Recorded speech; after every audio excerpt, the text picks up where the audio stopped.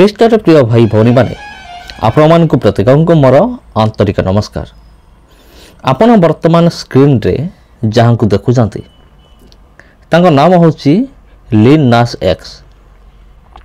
ଆଉ ଇଏ ଜଣେ ସିଙ୍ଗର ଅଟେ, ଫେମସ୍ ସିଙ୍ଗର ଅଟେ।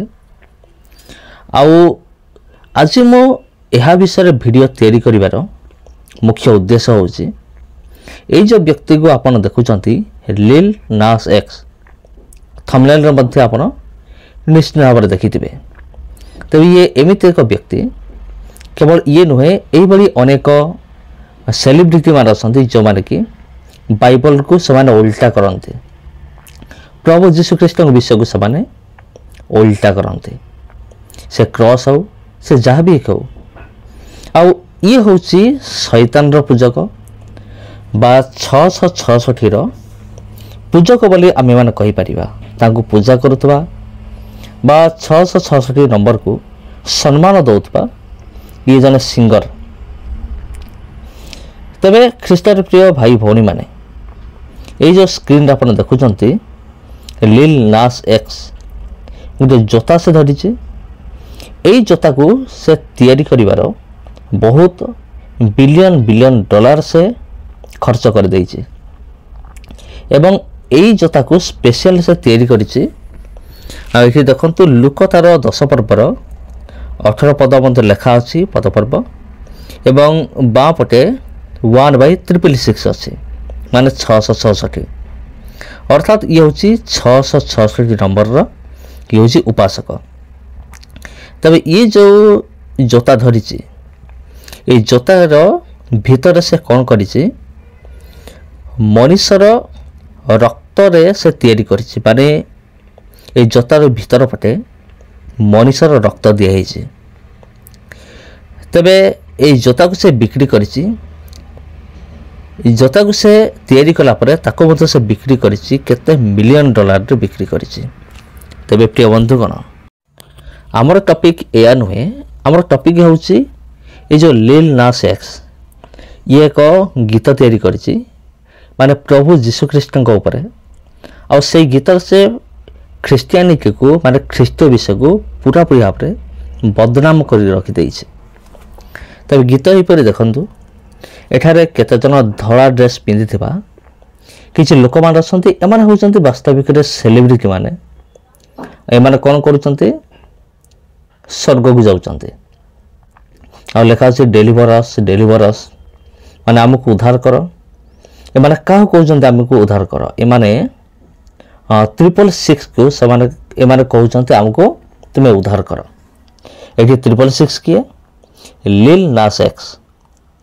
ଆଉ ମୋତେ ଉଦ୍ଧାର କର, ଡେଲିଭର ମି। ଆଉ ଏମାନେ ସ୍ୱର୍ଗର ଅଭିମୁଖରେ ଯାତ୍ରା କରୁଛନ୍ତି, କିନ୍ତୁ ବାସ୍ତବିକରେ ଏହା ସତ୍ୟ ନୁହେଁ। ଆଉ ବାସ୍ତବିକ ଜୀବନରେ ଯଦି ଆମେ ଦେଖିବା, ଆତ୍ମିକ ଜୀବନରେ, ଆଉ ଏହା ସତ୍ୟ ନୁହେଁ। ଏମାନେ ପ୍ରକୃତରେ ନରକକୁ ଯାଉଛନ୍ତି। ଇଏ ହେଉଛି ବାରାକ ଓବାମା। ଅରିଜିନାଲ ତ ନୁହେଁ ବାରାକ ଓବାମା, କିନ୍ତୁ ତାହାର ଏକ ଚିତ୍ର ଏଠି ନିଆଯାଇଛି, ତାହାର ଏକ ଚରିତ୍ର ଏଠି ନିଆଯାଇଛି ଯେ ମାନେ ମେନ୍ ଲୋକମାନେ ମାନେ ସ୍ୱର୍ଗ ରାଜ୍ୟରେ ପ୍ରବେଶ କରୁଛନ୍ତି। ଦେଖନ୍ତୁ ଲିଲ୍ ନାସ୍ ଏକ୍ସ ଜିଜସ୍ ଖ୍ରାଇଷ୍ଟ ବୋଲି ଲେଖା ଅଛି। ହେ ଲୁକ୍ ବଟ୍ ଲୁକ୍, ଦେଖ। ତେବେ କାହାକୁ ଦେଖିବା ପାଇଁ କୁହାହେଉଛି? ସ୍ୱର୍ଗକୁ। ଆଉ ତଥା ସେଠି ଥିବା ଲିଲ୍ ନାସ୍ ଏକ୍ସ, ଯିଏକି ଯୀଶୁଖ୍ରୀଷ୍ଟଙ୍କର ଏକ ଭୂମିକା ସେ ଲିଭାଉଛି। We going all the way of men. ଆଉ ଏମାନେ ସମସ୍ତେ କେଉଁଠିକି ଯାଉଛନ୍ତି? ଏମାନେ ସ୍ୱର୍ଗକୁ ଯିବାର ଏକ ଚିତ୍ର ଆପଣମାନେ ଦେଖିପାରୁଥିବେ, କିନ୍ତୁ ବାସ୍ତବିକରେ ଏମିତି କିଛି ନୁହେଁ। ଆଉ ବାସ୍ତବିକରେ ଏମାନେ କେଉଁଠିକି ଯାଉଛନ୍ତି ଆପଣମାନେ ଭଲ ଭାବରେ ଜାଣିପାରୁଥିବେ। ଏଠାରେ ଜଣାପଡ଼ୁଛି ଯେ ଏମାନେ ସ୍ୱର୍ଗକୁ ଯାଉଛନ୍ତି, ସ୍ୱର୍ଗ ରାଜ୍ୟକୁ ଯାଉଛନ୍ତି। ତେବେ ଯେପରି ଜଣାପଡ଼ୁଛି ଏମାନେ ସ୍ୱର୍ଗକୁ ଯେପରି ଯାଉଛନ୍ତି, କିନ୍ତୁ ବାସ୍ତବିକରେ ଯଦି ଆମେ ପବିତ୍ର ଧର୍ମଶାସ୍ତ୍ର ଆମେ ଦେଖିବା, ତେବେ ସେମିତି କିଛି ନୁହେଁ। ଆଉ ଆପଣମାନେ ବି ଭଲ ଭାବରେ ଜାଣିଛନ୍ତି ଏମାନେ କେଉଁଠିକି ଯାଉଛନ୍ତି। ଇଏ ହେଉଛି ସ୍ୱର୍ଗର ଏକ ଗେଟ୍ ଭାବରେ ଉପସ୍ଥାପନ କରାଯାଇଛି। କିନ୍ତୁ ଉପରେ ଦେଖନ୍ତୁ ଏଇଟା କେଉଁ ଚିହ୍ନ ଅଛି? ଇଏ ହେଉଛି ବେଫୋମାଇଟ୍ର ଚିହ୍ନ। ଆପଣ କ'ଣ ବେଫୋମାଇଟ୍ ବିଷୟରେ ଜାଣିଛନ୍ତି? ଯଦି ଜାଣିନାହାନ୍ତି ତେବେ ଏଇ ଚିତ୍ରକୁ ଟିକେ ଦେଖନ୍ତୁ। ଇଏ ହେଉଛି ବେଫୋମାଇଟ୍ର ଏକ ଚିତ୍ର ଅଟେ। ଆଉ ହଁ, ଇଏ ହେଉଛି ସ୍ୱର୍ଗର ଦ୍ୱାର ବୋଲି ଏଇଠି କୁହାଯାଉଛି। କିନ୍ତୁ ବାସ୍ତବିକରେ ଇଏ ସ୍ୱର୍ଗର କୌଣସି ଦ୍ୱାର ନୁହେଁ। ଆଉ ଏଇ ଦ୍ୱାର କେଉଁଠିକି ଯାଉଛି ଆପଣମାନେ ଭଲ ଭାବରେ ନିଶ୍ଚିତ ଭାବରେ ଜାଣିପାରୁଥିବେ। ଇଏ ଦେଖନ୍ତୁ ତା'ର ରୂପକୁ ଟିକେ ଦେଖନ୍ତୁ। ଆଉ ଇଏ ପୁଣି ନିଜକୁ ଯୀଶୁଖ୍ରୀଷ୍ଟ ବୋଲି କହେ। ଅର୍ଥାତ୍ ଦେଖନ୍ତୁ ୟାର ବେଶକୁ ଟିକେ ଦେଖନ୍ତୁ।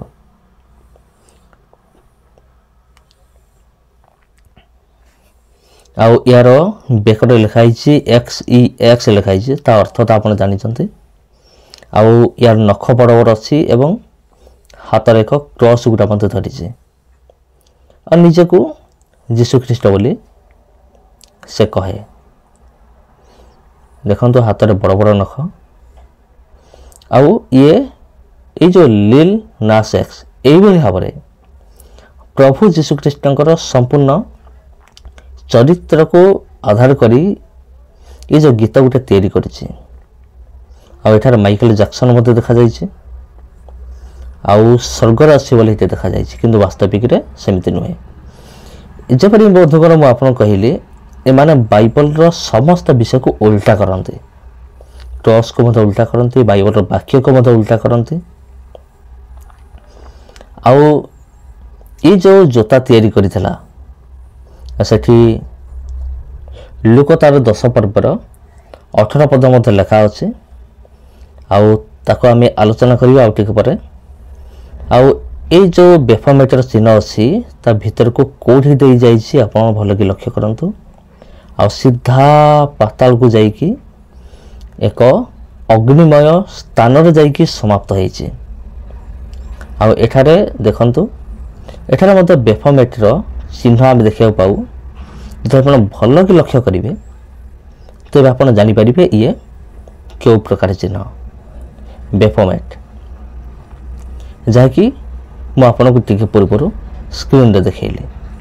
ଆଉ ଏଠାରେ ଏମିତି ଦର୍ଶାଯାଇଛି ଯେ ଯୀଶୁଖ୍ରୀଷ୍ଟ ଲୋକମାନଙ୍କୁ ମାରିକି ଆଉ ତାଙ୍କୁ ରାନ୍ଧୁଛି।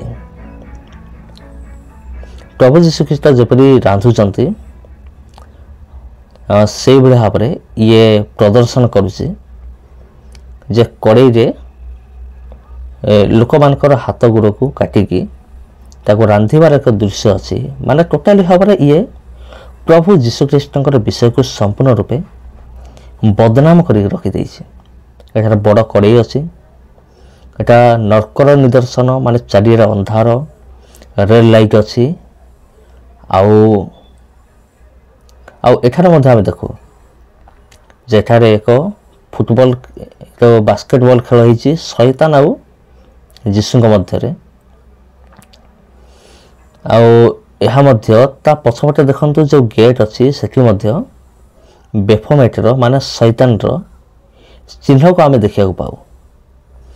ତେବେ ଏଠାରେ ଶୈତାନ ଏବଂ ଯୀଶୁଙ୍କ ମଧ୍ୟରେ ମ୍ୟାଚ୍, ଆଉ ଦର୍ଶକମାନେ ମଧ୍ୟ ଦେଖୁଛନ୍ତି।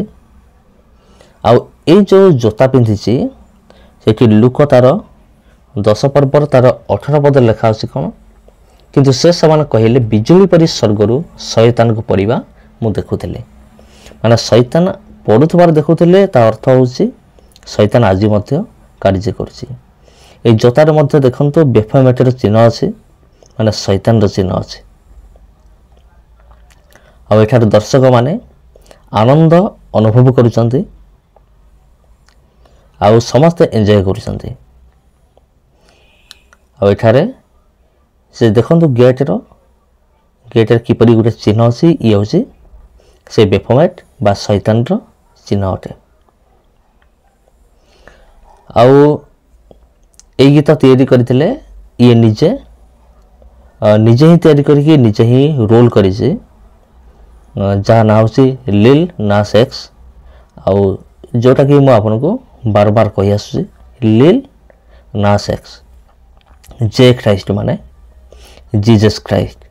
ନିଜକୁ ଏଠାରେ ଯୀଶୁଖ୍ରୀଷ୍ଟ ରୂପରେ ଉପସ୍ଥାପନା କରୁଛି, କିନ୍ତୁ ପ୍ରଭୁ ଯୀଶୁଖ୍ରୀଷ୍ଟଙ୍କର ଚରିତ୍ରକୁ ସମ୍ପୂର୍ଣ୍ଣ ରୂପେ ବଦନାମ କରିକି ରଖିଦେଇଛି। ତେବେ ଅନ୍ତିମ ଦିନରେ ଏହାର ଅବସ୍ଥା କ'ଣ ହେବ ତାହା ପରମେଶ୍ୱର ହିଁ ଜାଣନ୍ତି। ଆଉ ଏଇ ଗୀତରେ ସେ ନୃତ୍ୟ କରିଛି। ୟାର ବେଶ ଟିକେ ଦେଖନ୍ତୁ, ପୁରୁଷ ଲୋକ, କିନ୍ତୁ ଝିଅ ପିଲାମାନେ ଆଜିକାଲି ଯେଉଁ ହିରୋଇନ୍ ମାନେ ଯେମିତି ଫ୍ୟାସନ୍ କରନ୍ତି ସେଭଳି ଡ୍ରେସ୍ ପିନ୍ଧିକି ଇଏ ନୃତ୍ୟ କରିଛି। ତେବେ ଦେଖିଲେ ତ ବନ୍ଧୁଗଣ କିପରି ଶୈତାନ କାର୍ଯ୍ୟ କରୁଛି। ଆଉ ଏଠି ଯେ ଖ୍ରାଇଷ୍ଟ ଲିଲ୍ ନାସ୍ ଏକ୍ସ ଯୀଶୁଖ୍ରୀଷ୍ଟଙ୍କ ରୂପ ନେଇଛି, ମୁଣ୍ଡରେ କଣ୍ଟାର ମୁକୁଟ ମଧ୍ୟ ଅଛି, କିନ୍ତୁ କ୍ରସ୍କୁ ଦେଖନ୍ତୁ ଉଲ୍ଟା ଭାବରେ ଦେଖାଯାଇଛି। କ୍ରସ୍କୁ ଉଲ୍ଟା ଭାବରେ ଦେଖାଇ ଦିଆଯାଇଛି। ଆଉ ଏଇଥିରେ ଆପଣ ଅନୁମାନ କରୁଥିବେ। ବର୍ତ୍ତମାନ ସିଧା ଦେଖନ୍ତୁ, ସେ ମୁଣ୍ଡରେ କଣ୍ଟାର ମୁକୁଟ, ଆଉ କ୍ରୁଶ ଉପରେ ଚଢ଼ିଛି କିଏ? ଲିଲ୍ ନାସ୍ ଏକ୍ସ। ମାନେ ପ୍ରଭୁ ଯୀଶୁଖ୍ରୀଷ୍ଟଙ୍କୁ ମାନେ ତାଙ୍କ ବିଷୟରେ ମଜା କରିବା ଉଦ୍ଦେଶ୍ୟରେ, ଥଟ୍ଟା ମଜା କରିବା ଉଦ୍ଦେଶ୍ୟରେ ଏହା ତିଆରି କରାହେଇଛି। ଆଉ ଏହା ଅଜାଣତରେ ନୁହେଁ, ବରଂ ଜାଣି ଶୁଣିକି ଏ ସମସ୍ତ ବିଷୟ କରାହେଇଛି। ତେବେ ଦେଖନ୍ତୁ ବନ୍ଧୁଗଣ, ଆଜିକାଲି ଶୟତାନ କିପରି ଏ ଦୁନିଆରେ କାର୍ଯ୍ୟ କରୁଛି, ଏ ପୃଥିବୀରେ କିପରି କାର୍ଯ୍ୟ କରୁଛି।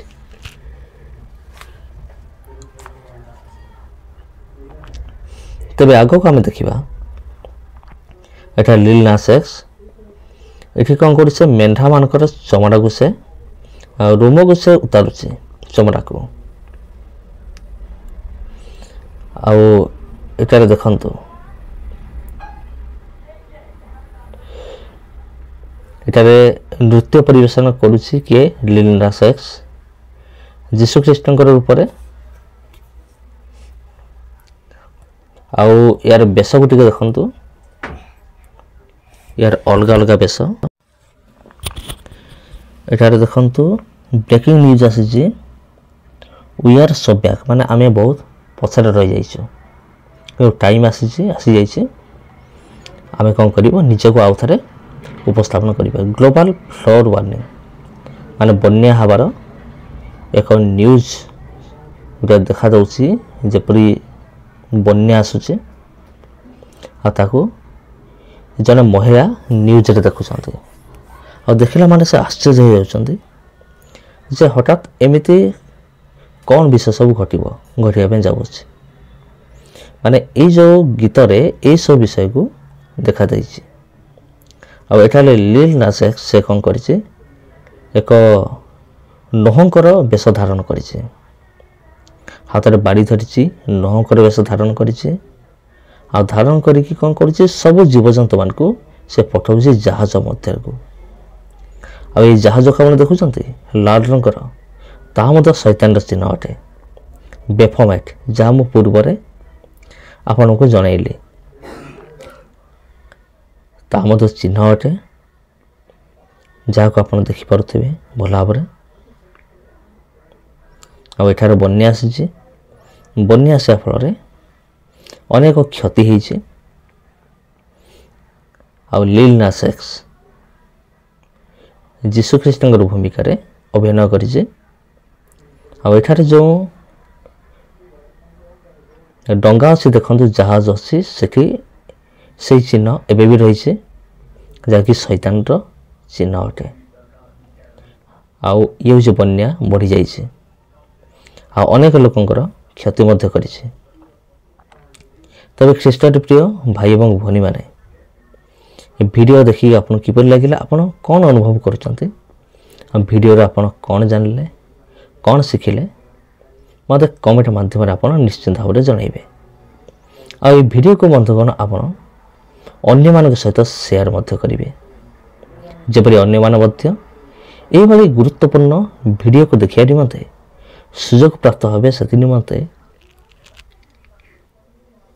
এই ଭିଡ଼ିଓକୁ ଆପଣ ପ୍ରବଳ ଭାବରେ ସେୟାର କରନ୍ତୁ।